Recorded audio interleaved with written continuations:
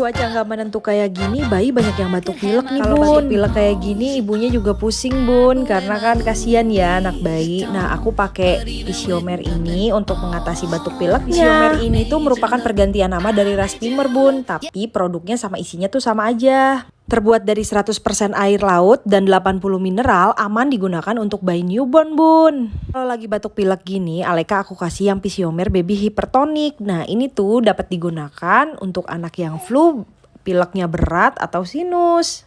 Oh ya, Pisiomer Isotonic ini ada yang untuk anak dan dewasa. Kalau yang dewasa itu yang biru isotonic dan yang pink itu biasanya untuk baby. Di musim pancaroba kayak gini kita harus menerapkan 5M dan juga kita harus sering-sering cuci hidung. Karena dengan cuci hidung kita dapat membersihkan virus dan bakteri agar tidak masuk ke dalam tubuh.